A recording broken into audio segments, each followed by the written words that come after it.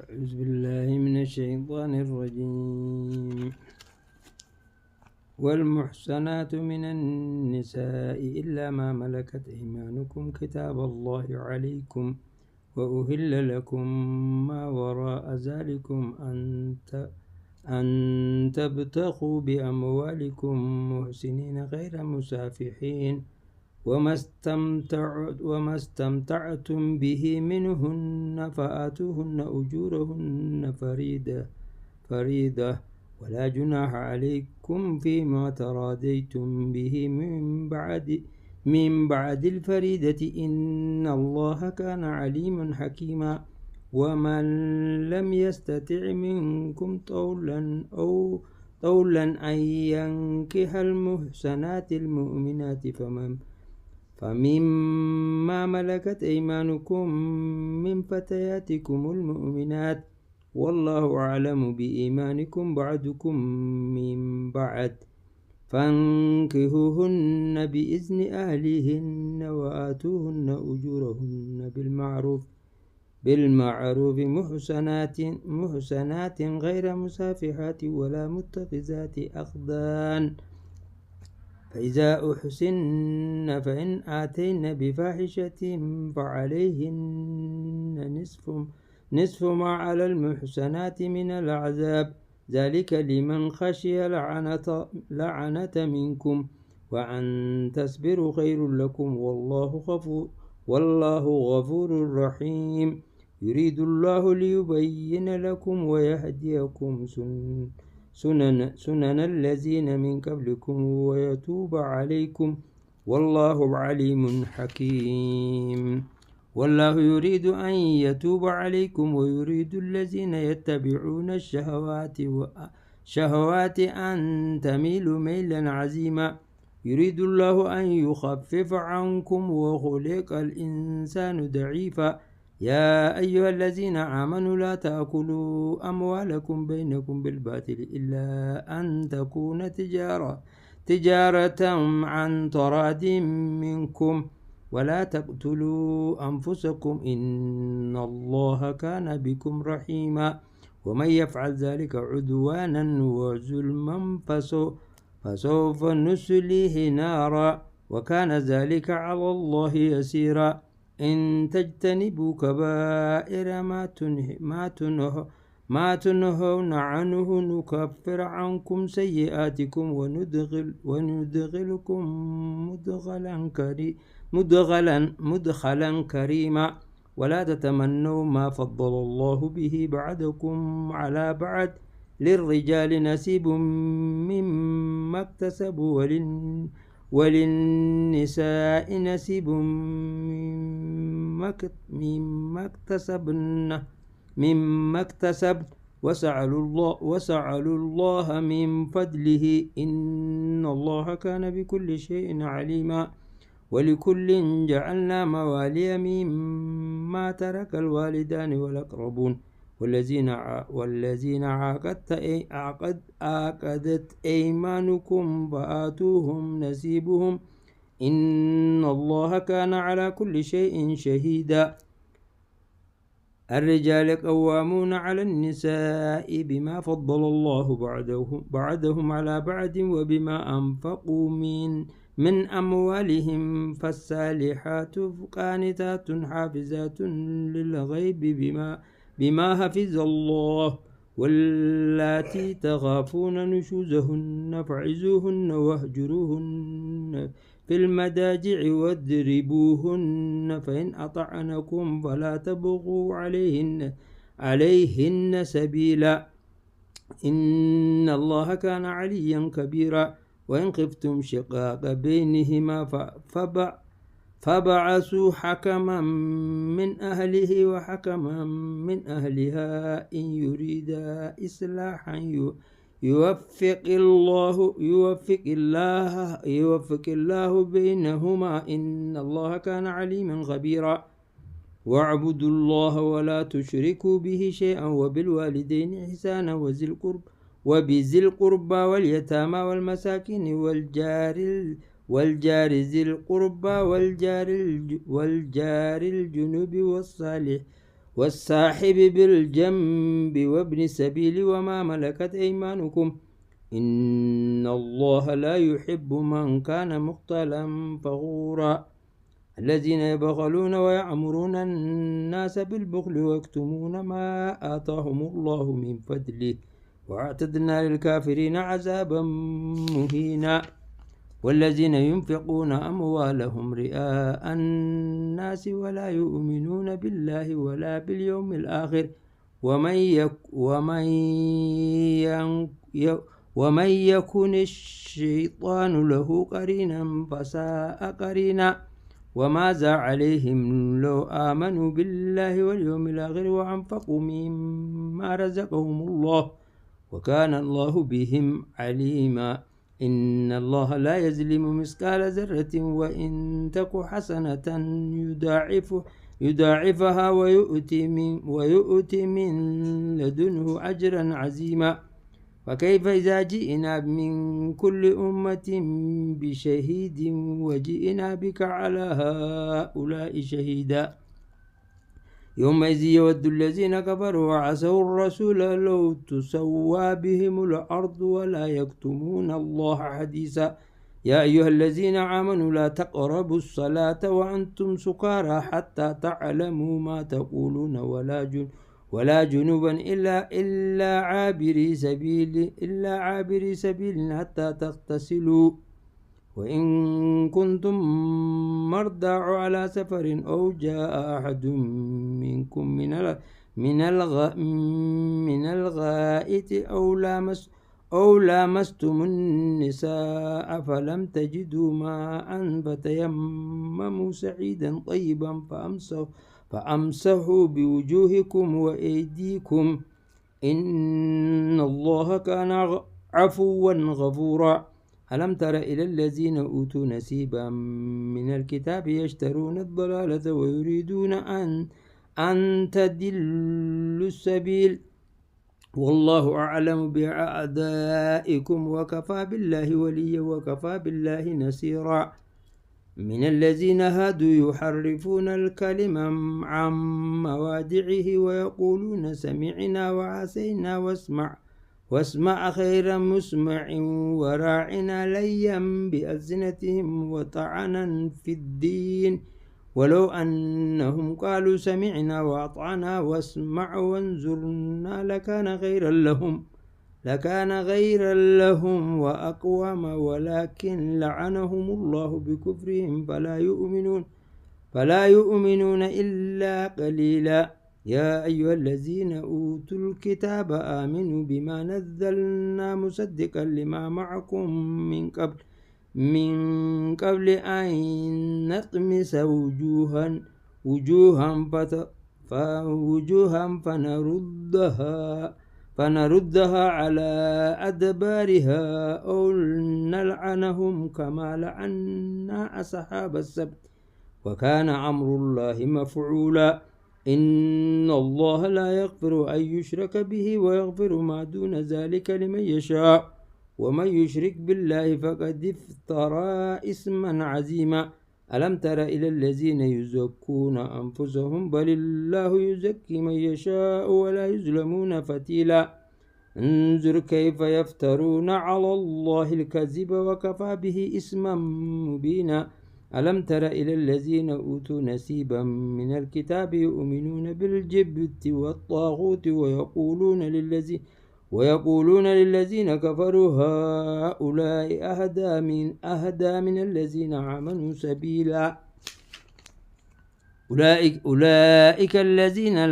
لعنهم الله ومن يلعن الله فلن تجد له نصيرا أم لهم نصيب من الملك فإذا لا يؤتون الناس نقيرا أم يحسدون الناس على ما آتاهم الله من فضله فقد آتينا آل إبراهيم الكتاب والحكمة وآتيناهم ملكا عظيما فمنهم من آمن به ومنهم من صد عنه عنه وكفى بجهنم سعيرا. إن الذين كفروا بآياتنا سوف نسليهم نارا كلما نضجت جلودهم بدلناهم جلودا غيرها ليذوقوا العذاب إن الله كان عزيزا حكيما. والذين آمنوا وعملوا الصالحات سندخلهم جنات تجري من تحتها الأنهار خالدين فيها أبدا لهم فيها أزواج مطهرة وندخلهم ظلا ذليلا. إن الله يأمركم أن تؤدوا الأمانات إلى أهلها وإذا حكمتم بين الناس أن تحكموا بالعدل إن الله نعم ما يعظكم به إن الله كان سميعا بصيرا. يا أيها الذين آمنوا أطيعوا الله وأطيعوا الرسول وأولي الأمر منكم فإن تنازعتم في شيء فردوه إلى الله والرسول إن كنتم تؤمنون بالله واليوم الآخر ذلك خير وأحسن تأويلا. ألم تر إلى الذين يزعمون أنهم آمنوا بما أنزل إليك وما أنزل من قبلك يريدون أن يتحاكموا إلى الطاغوت وقد أمروا أن يكفروا به ويريد الشيطان أن يدلهم ضلالا بعيدا. وإذا قيل لهم تعالوا إلى ما أنزل الله وإلى الرسول رأيت المنافقين يسدون عنك سدودا. فكيف إذا أصابتهم مصيبة بما قدمت أيديهم ثم جاءوك يحلفون بالله إن أردنا إلا إحسانا وتوفيقا أولئك الذين يعلم الله ما في قلوبهم فأعرض عنهم وعظهم وقل لهم في أنفسهم قولا بليغا. وما أرسلنا من رسول إلا ليطاع بإذن الله ولو أنهم إذا ظلموا أنفسهم جاءوك فاستغفروا الله واستغفر لهم الرسول لوجدوا الله توابا رحيما. فلا وربك لا يؤمنون حتى يحكمونك فيما شجر بينهم ثم لا يجدوا في أنفسهم حرجا مما قضيت ويسلموا تسليما. ولو أنا كتبنا عليهم أن اقتلوا أنفسكم أو اخرجوا من دياركم ما فعلوه إلا قليل منهم ولو أنهم فعلوا ما يوعظون به لكان خيرا لهم وأشد تثبيتا وإذا لآتيناهم من لدنا أجرا عظيما ولهديناهم صراطا مستقيما. ومن يطع الله والرسول فأولئك مع الذين أنعم الله عليهم من النبيين والصديقين والشهداء والصالحين وحسن أولئك رفيقا. ذلك الفضل من الله وكفى بالله عليما. يا أيها الذين آمنوا خذوا حذركم فانفروا ثبات أو انفروا جميعا وإن منكم لمن ليبطئن فإن أصابتكم مصيبة قال قد أنعم الله علي إذ لم أكن معهم شهيدا ولئن أصابكم فضل من الله ليقولن كأن لم تكن بينكم وبينه مودة يا ليتني كنت معهم فاعفوز فوزا عظيما. فليقاتل في سبيل الله الذين يشرون الحياة الدنيا بالآخرة، ومن يقتل في سبيل الله فيقتل أو يغلب فسوف نؤتيه أجرا عظيما. وما لكم لا تقاتلون في سبيل الله والمستضعفين من الرجال والنساء والولدان الذين يقولون ربنا أخرجنا من هذه القرية ظالم أهلها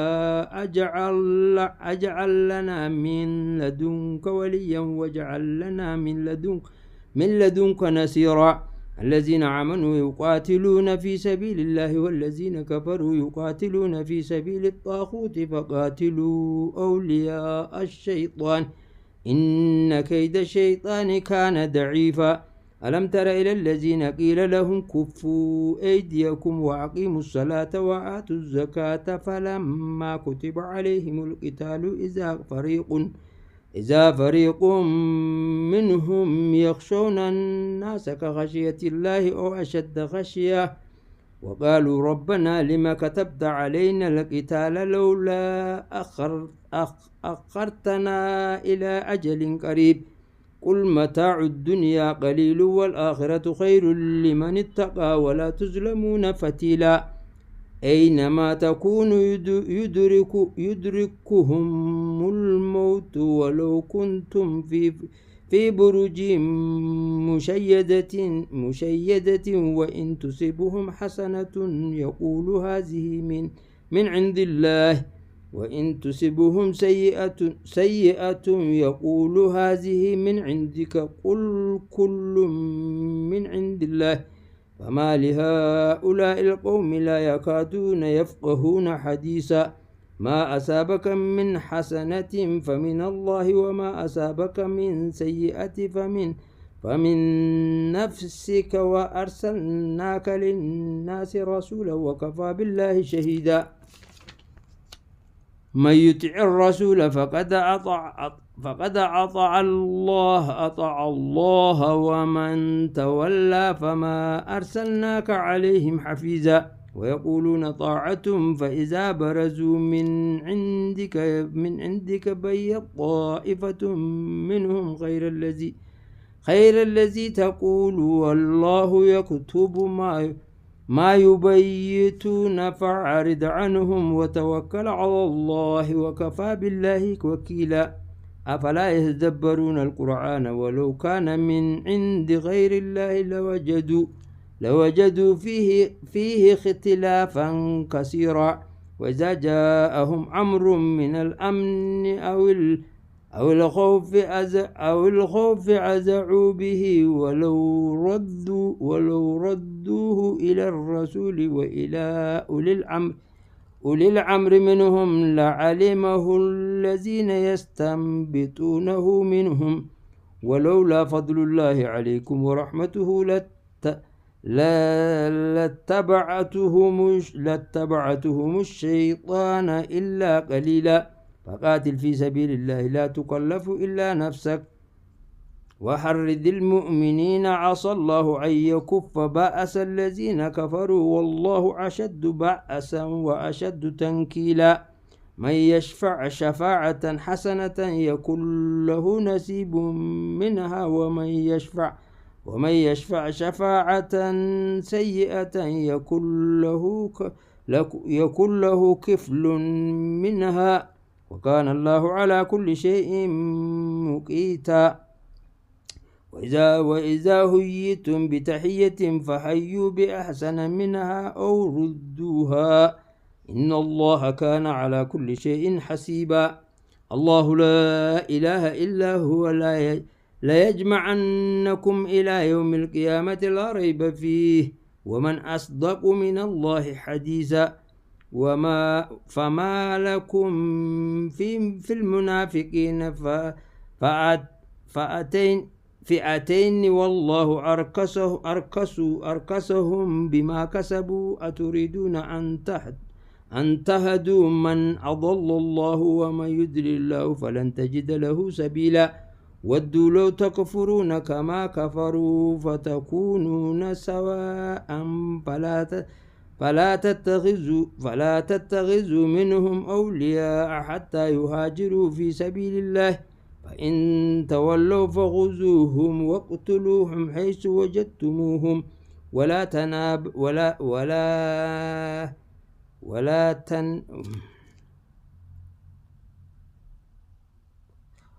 ولا تتخذوا منهم وليا ولا نصيرا إلا الذين يصلون إلى قوم بينكم وبينهم ميثاق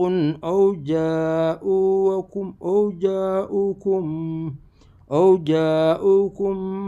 حسرت صدورهم أن يقاتلوكم أو يقاتلوا قومهم ولو شاء الله لسلطهم عليكم فلقاتلوكم فإن اعتزلوكم فلما يقاتلوكم وألقوا إليكم السلام فما جعل الله لكم عليهم سبيلا ستجدون آخرين يريدون أن يأمنوكم ويأمنوا قومهم كلما ردوا إلى الفتنة أركسوا فيها فإن لم يعتزلوكم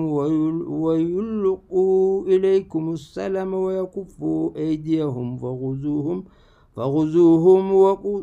وقتلوهم حيث سقفتموهم وأولئكم جعلنا لكم عليهم سلطانا مبينا وما كان لمؤمن أن يقتل مؤمنا إلا خطأ ومن قتل مؤمنا خطأ فتحرير رقبة مؤمنة ودية مسلمة إلى أهله إلى أن يصدقوا فإن كان من قوم عدو لكم وهو مؤمن فتحرير رقبة مؤمنة وإن كان من قوم بينكم وبينهم ميثاق فدية مسلمة إلى أهله وتحرير رقبة مؤمنة فمن لم يجد فصيام شهرين متتابعين توبة من الله وكان الله عليما حكيما ومن يقتل مؤمنا متعمدا فجزاؤه جهنم خالدين فيها وغضب الله عليهم ولعنه وأعد له عذابا عظيما يا أيها الذين آمنوا إذا ضربتم في سبيل الله فتبينوا ولا تقولوا لمن ألقى إليكم السلام لست مؤمنا تبتغون عرض الحياة الدنيا فعند الله مغانم كثيرة كذلك كنتم من قبل فمن الله عليكم فتبينوا إن الله كان بما تعملون خبيرا لا يستوي القاعدون من المؤمنين غير أولي الضرر والمجاهدون في سبيل الله بأموالهم وأنفسهم فضل الله المجاهدين بأموالهم وأنفسهم على القاعدين درجة وكلا وعد الله الحسنى وفضل الله المجاهدين على القاعدين أجرا عظيما درجات منه ومغفرة ورحمة وكان الله غفورا رحيما إن الذين توفاهم الملائكة ظالمي أنفسهم قالوا فيما كنتم قالوا كنا مستضعفين في الأرض قالوا ألم تكن أرض الله واسعة فتهاجروا فيها فأولئك مأواهم جهنم وساءت مسيرا إلا المستضعفين من الرجال والنساء والولدان لا يستطيعون حيلة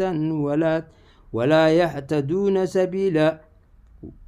فأولئك عسى الله أن يعفو عنهم وكان الله عفوا غفورا ومن يهاجر في سبيل الله يجد في الأرض مراغما كثيرا وساعة ومن يخرج من بيته مهاجرا إلى الله ورسوله ثم يدركه الموت فقد وقع أجره على الله وكان الله غفورا رحيما وإذا ضربتم في الأرض فليس عليكم جناح أن تقصروا من الصلاة إن خفتم أن يفتنكم الذين كفروا إن الكافرين كانوا لكم عدوا مبينا وإذا كنت فيهم فأقمت لهم الصلاة فلتقم طائفة منهم معك وليأخذوا أسلحتهم فإذا سجدوا فليكونوا من ورائكم ولتأت طائفة أخرى لم يصلوا فليصلوا معك وليأخذوا حذرهم وأسلحتهم ود الذين كفروا لو تغفلون عن أسلحتكم وأمتعتكم فيميلون عليكم ميلة واحدة ولا جناح عليكم إن كان بكم أذى من مطر أو كنتم مرضى أن تدعوا أسلحتكم وخذوا حذركم إن الله أعد للكافرين عذابا مهينا فإذا قضيتم الصلاة فاذكروا الله قياما وقعودا وعلى جنوبكم فإذا اطمأننتم فأقيموا الصلاة إن الصلاة كانت على المؤمنين كتابا موقوتا ولا تهنوا في ابتغاء القوم إن تكونوا تعلمون فإنهم يعلمون كما تعلمون وترجون من الله ما لا يرجون وكان الله عليما حكيما إنا أنزلنا إليك الكتاب بالحق لتحكم بين الناس بما أراك الله ولا تكن للخائنين خصيما واستغفر الله إن الله كان غفورا رحيما ولا تجادل عن الذين يختانون أنفسهم إن الله لا يحب من كان خوانا أثيما يستخفون من الناس ولا يستخفون من الله وهو معهم إذ يبيتون ما لن يرضى من القول وكان الله بما يعملون محيطا ها أنتم هؤلاء جادلتم عنهم في الحياة الدنيا فمن يجادل الله عنهم يوم القيامة أم من يكون عليهم وكيلا ومن يعمل سوءا أو يظلم نفسه ثم يستغفر الله يجد الله غفورا رحيما ومن يكسب إثما فإنما يكسبه على نفسه وكان الله عليما حكيما ومن يكسب خطيئة أو إثما ثم يرمي به بريئا فقد احتمل بهتانا وإثما مبينا ولولا فضل الله عليك ورحمته لهم طائفة منهم أن يدلوك وما يدلون إلا أنفسهم وما يدرونك من شيء وأنزل الله عليك الكتاب والحكمة وعلمك ما لم تكن تعلم وكان فضل الله عليك عظيما لا خير في كثير من نجواهم إلا من أمر بصدقة أو معروف أو إصلاح بين الناس ومن يفعل ذلك ابتغاء مرضات الله فسوف نؤتيه أجرا عظيما ومن يشاقق الرسول من بعد ما تبين له الهدى ويتبع غير سبيل المؤمنين نولي ما تولى ونسليه جهنم وساءت مسيرا إن الله لا يغفر أن يشرك به ويغفر ما دون ذلك لمن يشاء ومن يشرك بالله فقد ضل ضلالا بعيدا إن يدعون من دونه إلا إناثا وإن يدعون إلا شيطانا مريدا لعنه الله وقال لأتخذن من عبادك نصيبا مفروضا ولأذلنهم ولأمنينهم ولآمرنهم فليبتكن آذان الأنعام ولآمرنهم فليغيرن خلق الله ومن يتخذ الشيطان وليا من دون الله فقد خسر خسرانا مبينا يعدهم ويمنيهم وما يعدهم الشيطان إلا غرورا أولئك مأواهم جهنم ولا يجدون عنها محيصا والذين آمنوا وعملوا الصالحات سندخلهم جنات تجري من تحتها الأنهار خالدين فيها أبدا وعد الله حقا ومن أصدق من الله قيلا ليس بأمانيكم ولا أماني أهل الكتاب من يعمل سوءا يجزى به ولا يجد له من دون الله وليا ولا نصيرا ومن يعمل من الصالحات من ذكر أو أنثى وهو مؤمن فأولئك يدخلون الجنة ولا يظلمون نقيرا ومن أحسن دينا ممن أسلم وجهه لله وهو محسن واتبع ملة إبراهيم حنيفا واتخذ الله إبراهيم خليلا ولله ما في السماوات وما في الأرض وكان الله بكل شيء محيطا ويستفتونك في النساء قل الله يفتيكم فيهن وما يتلى عليكم في الكتاب في يتامى النساء واللاتي لا تؤتونهن ما كتب لهن وترغبون أن تنكحوهن والمستضعفين من الولدان وأن تقوموا لليتامى بالقسط وما يفعلوا من خير فإن الله كان به عليما وإن امرأة خافت من بعلها نشوزا أو إعرادا فلا جناح عليهما أن يصلحا بينهما صلحا والصلح خير وأحضرت الأنفس الشح وإن تحسنوا وتتقوا فإن الله كان بما تعملون خبيرا ولن تستطيعوا أن تعدلوا بين النساء ولو حرصتم فلا تميلوا كل الميل فتذروها كالمعلقة وإن تصلحوا وتتقوا فإن الله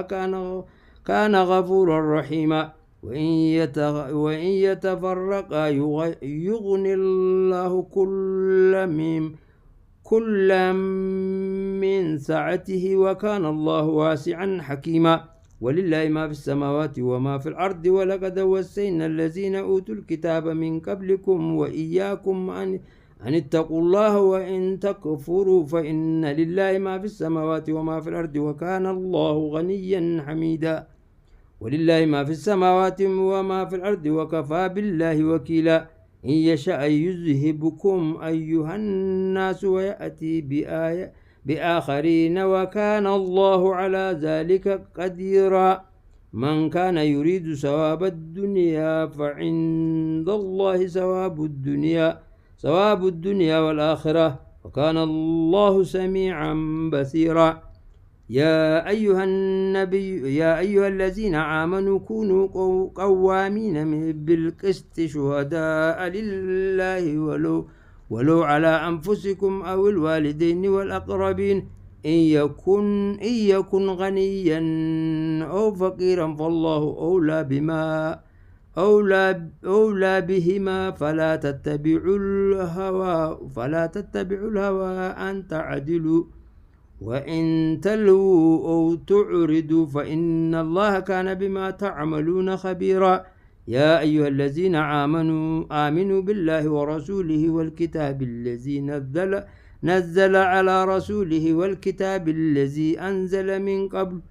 ومن يكفر بالله وملائكته وكتبه ورسله ويوم الآخر فقد ضل ضلالا بعيدا. إن الذين آمنوا ثم كفروا ثم آمنوا ثم كفروا ثم ازدادوا كفرا لم يكن الله ليغفر لهم ولا ليهديهم سبيلا.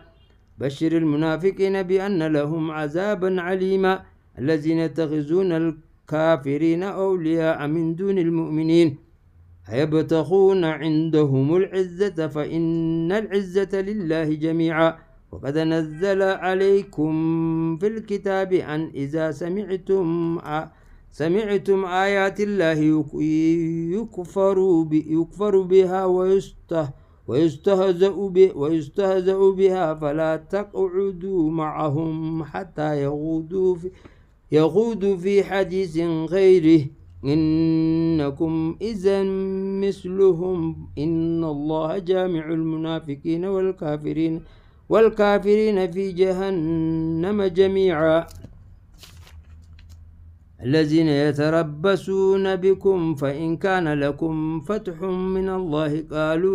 قالوا ألم تكن معكم وإن كان للكافرين نصيب قالوا ألم نستحوذ عليكم ونمنعكم من المؤمنين والله يحكم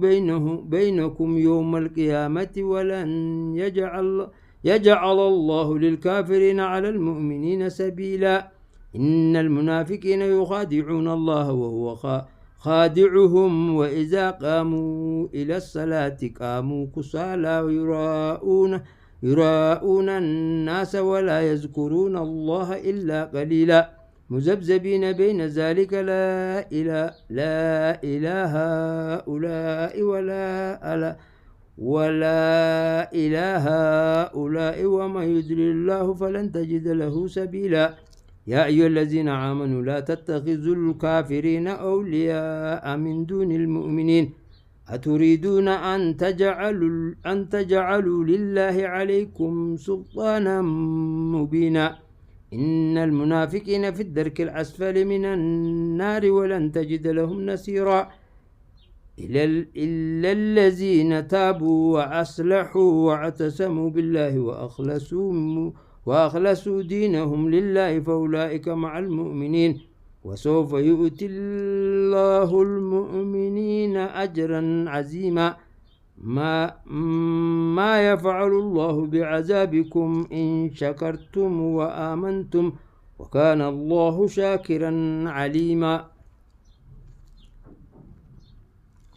بسم الله الرحمن الرحيم. تبارك الذي بيده الملك وهو على كل شيء قدير الذي خلق الموت والحياة ليبلوكم أيكم أحسن عملا وهو العزيز الغفور الذي خلق 7 سماوات طباقا ما ترى في خلق الرحمن من تفاوت فارجع البصر هل ترى من فطور ثم ارجع البصر كرتين ينقلب إليك البصر خاسئا وهو حسير ولقد زينا السماء الدنيا بمصابيح وجعلناها رجوما للشياطين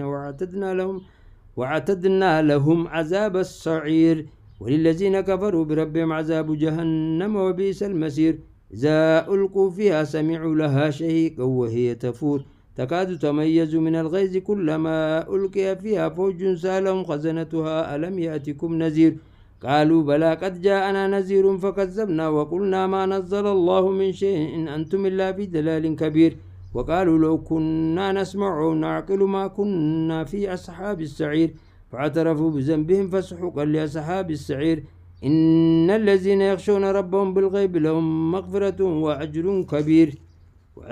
وأسروا قولكم أو جهروا به إنه عليم بذات الصدور ألا يعلم من خلق وهو اللطيف الخبير هو الذي جعل لكم الأرض ذلولا فامشوا في مناكبها وكلوا من رزقه وإليه النشور آمنتم من في السماء أن يخسف بكم الأرض فإذا هي تمور أم أمنتم من في السماء أن يرسل عليكم حاسبا فستعلمون كيف نذير ولقد كذب الذين من قبلهم فكيف كان نكير أولم يروا إلى الطير فوقهم صافات ويقبضن ما يمسكهن إلا الرحمن إنه بكل شيء بصير أمن هذا الذي هو جند لكم ينصركم من دون الرحمن إن الكافرون إلا في غرور أمن هذا الذي يرزقكم إن أمسك رزقه بل لجوا في عتو ونفور أفمن يمشي مكبا على وجهه أهدى أمن يمشي سويا على صراط مستقيم قل هو الذي أنشأكم وجعل لكم السمع والأبصار والأفئدة قليلا ما تشكرون قل هو الذي زرعكم في الأرض وإليه تحشرون ويقولون متى هذا الوعد إن كنتم صادقين قل إنما العلم عند الله وإنما أنا نذير مبين فلما رأوه زلفة سيئت وجوه الذين كفروا وقيل هذا الذي كنتم به تدعون قل رأيتم إن أهلكني الله ومن معي أو رحمنا فمن يجير الكافرين من عذاب عليم قل هو الرحمن آمنا به وعليه توكلنا فستعلمون من هو في دلال مبين قل رأيتم إن أصبح ماؤكم غورا فمن يأتيكم بماء معين صدق الله العظيم وبلغ من من الشهيد بسم الله الرحمن الرحيم الحمد لله رب العالمين الرحمن الرحيم مالك يوم الدين إياك نعبد وإياك نستعين اهدنا الصراط المستقيم صراط الذين أنعمت عليهم غير المغضوب عليهم ولا الضالين آمين بسم الله الرحمن الرحيم الحمد لله رب العالمين الرحمن الرحيم مالك يوم الدين إياك نعبد وإياك نستعين اهدنا الصراط المستقيم صراط الذين أنعمت عليهم غير المغضوب عليهم ولا الضالين آمين بسم الله الرحمن الرحيم الحمد لله رب العالمين الرحمن الرحيم مالك يوم الدين إياك نعبد وإياك نستعين اهدنا الصراط المستقيم صراط الذين أنعمت عليهم غير المغضوب عليهم ولا الضالين آمين بسم الله الرحمن الرحيم قل هو الله أحد الله الصمد لم يلد ولم يولد ولم يكن له كفوا أحد بسم الله الرحمن الرحيم قل هو الله أحد الله الصمد لم يلد ولم يولد ولم يكن له كفوا أحد بسم الله الرحمن الرحيم قل هو الله أحد الله الصمد لم يلد ولم يولد ولم يكن له كفوا أحد بسم الله الرحمن الرحيم قل هو الله أحد الله الصمد لم يلد ولم يولد ولم يكن له كفوا أحد بسم الله الرحمن الرحيم قل هو الله أحد الله الصمد لم يلد ولم يولد ولم يكن له كفوا أحد بسم الله الرحمن الرحيم قل هو الله أحد الله الصمد لم يلد ولم يولد ولم يكن له كفوا أحد بسم الله الرحمن الرحيم قل هو الله أحد الله الصمد لم يلد ولم يولد ولم يكن له كفوا أحد بسم الله الرحمن الرحيم قل هو الله أحد الله الصمد لم يلد ولم يولد ولم يكن له كفوا أحد بسم الله الرحمن الرحيم قل هو الله أحد الله الصمد لم يلد ولم يولد ولم يكن له كفوا أحد بسم الله الرحمن الرحيم قل هو الله أحد الله الصمد لم يلد ولم يولد ولم يكن له كفوا أحد بسم الله الرحمن الرحيم قل هو الله أحد الله الصمد لم يلد ولم يولد ولم يكن له كفوا أحد صدق الله العظيم.